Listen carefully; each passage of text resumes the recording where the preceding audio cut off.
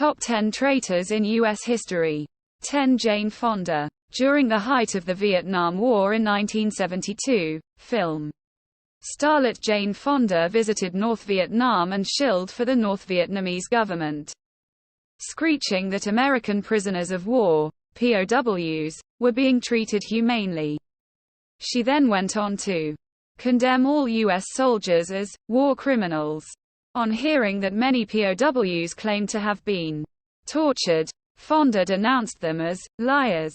She encountered no legal or professional repercussions upon her return to the U.S., but claims to deeply regret her actions today.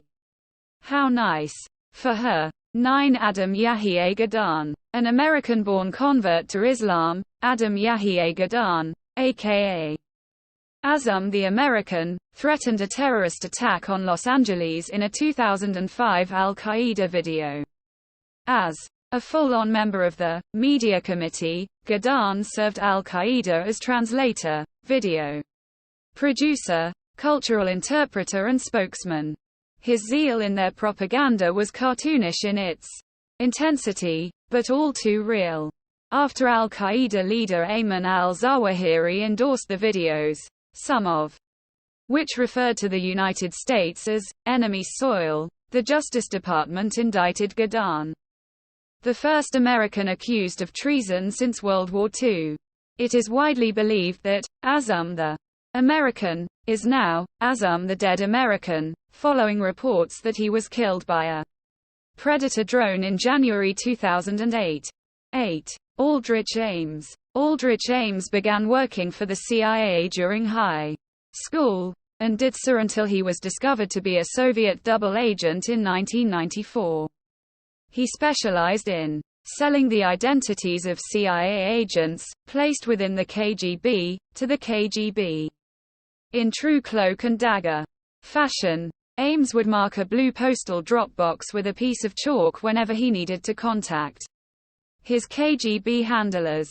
The damage he caused U.S. intelligence efforts can't really be known, but conservative estimates indicate that he exposed over 100 agents, and was directly responsible for at least 10 deaths.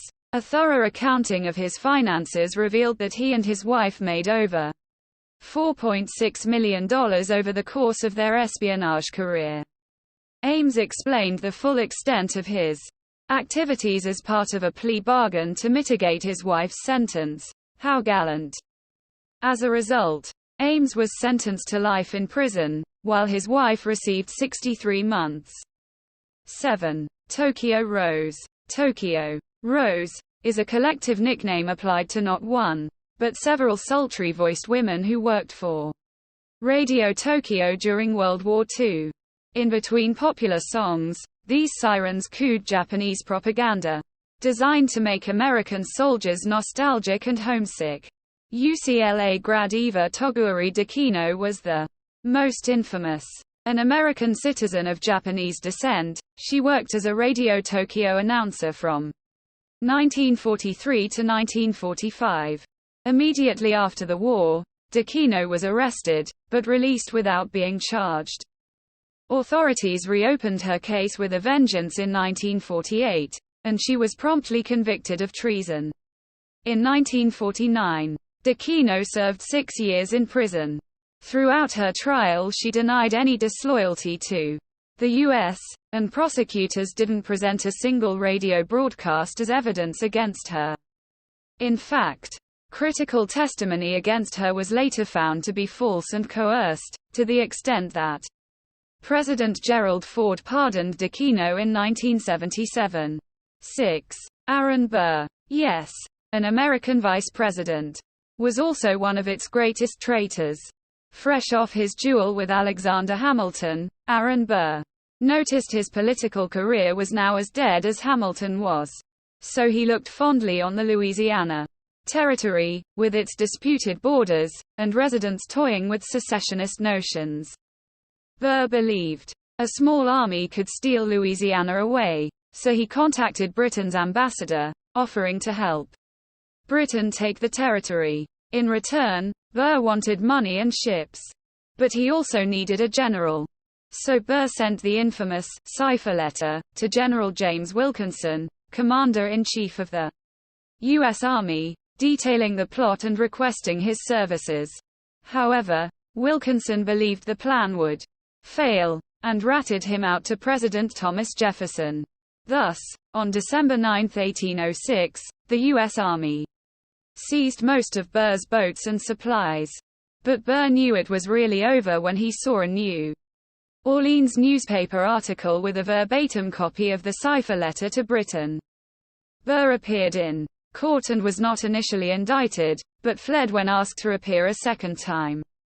After recapture, he was found not guilty, due to a very precise Supreme Court reading of the Constitution's definition of treason. He then fled to Europe but returned after 4 years, finding work as an attorney. 5. Julius and Ethel Rosenberg. In 1953, Julius and Ethel Rosenberg were the first American civilians executed under Section 2 of the Espionage Act.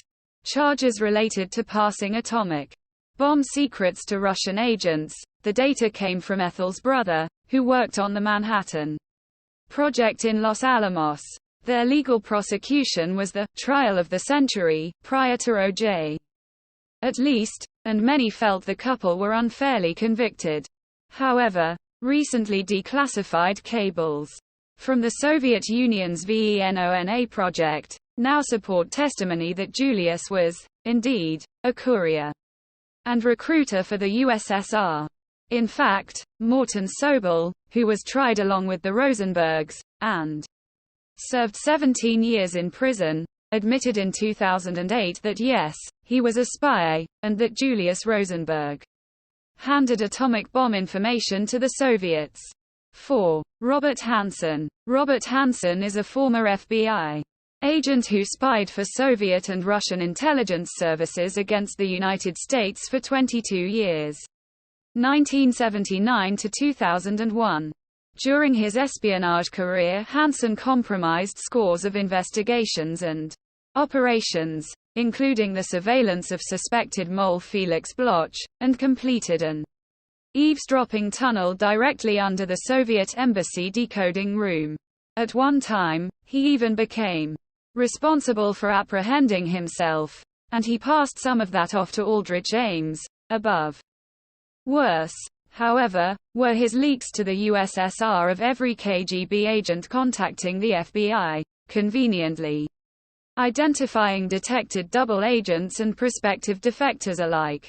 The FBI was so flummoxed at finding Hanssen, they had to buy the information to put him away, most of which they already had. Cash and Hanssen's carelessness eventually led to his capture, and in 2001 he pled guilty to 13 counts of espionage in the United States. He was then sentenced to life in prison, without the possibility of parole, and can be found in America's Supermax prison, where he remains in his cell, alone, 23 hours a day.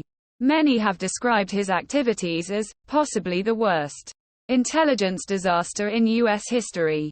3. Nadal Malik Hassan. Nadal Malik Hassan was a U.S. Army major, and the sole suspect in a shooting at the Fort Hood military base, only weeks before he would have deployed to Afghanistan. Prior to the shooting, Hassan had repeatedly expressed extremist views, most of which had been communicated to his superiors and the FBI. The feds had even monitored his emails to Imam Anwar al-Awlaki, also known as the bin Laden of the Internet. Sadly, political correctness and a slow-moving investigation prevented the army from taking action. Before Hassan murdered 13 people and wounded 30 others. Oddly, the Pentagon never mentions Hassan's Islamism in its entire 86-page review of the incident. Never mind that during the attack, he was not in uniform, but dressed in traditional Muslim clothing, and was shooting unarmed victims while shouting, Allah Akbar. Hassan currently resides under heavy guard at the Brooke Army Medical Center in Houston, Texas, reportedly a paraplegic. 2. John Walker Jr. In 1967, Navy communications. Officer John Walker Jr. snuck into the Soviet embassy in Washington, D.C., and offered to sell secrets. He then handed over settings for the KL-47 cipher machine, which decoded sensitive U.S. Navy messages. His motivations were purely financial, and he proved to be a screaming bargain. Over the next 17 years, Walker gave the KGB the locations of all American nuclear submarines, as well as the procedures the U.S. would follow to launch nuclear missiles at the Soviet Union in the event of war. The Soviets also learned the locations of underwater microphones tracking Soviet nuclear submarines. Moreover, KGB agents learned every American troop and air movement to Vietnam from 1971 to 1973, and they passed this on to their allies, including the planned sites and times for U.S. airstrikes against North Vietnam. According to Vitaly Yurchenko, a KGB defector, it was the greatest case in KGB history. We deciphered millions of your messages. If there had been a war, we would have won it. 1. Benedict Arnold. His name is synonymous with disloyalty. During the American Revolutionary War, Arnold began the war in the Continental Army, but later defected to the British Army. While still a general on the American side, he became commander of the West Point fort in New York, and offered to surrender it to the British. After the plot came to light, in September 1780, Arnold joined the British Army as a brigadier general, with a sizable pension and £6,000 signing bonus. Many believe that he was frustrated at being passed over for promotion, sickened by others taking credit for his achievements, and tired of groundless accusations that he exacted private property for the use of the army. In fact, congressional investigations later found Arnold had spent much of his own money on the American war effort. Much like Aaron Burr above, Arnold's plan unraveled due to an intercepted document. When American forces captured British Major John Andre carrying papers revealing the proposed surrender of West Point, Arnold fled to a British ship docked on the Hudson River, narrowly escaping the forces of one highly pissed off George Washington. Britain quickly secured Arnold's services, and he led British raids in Virginia, New London and Groton, Connecticut, before the war ended with the American victory at Yorktown. Arnold died in London, and monuments to him there are ambiguous at best.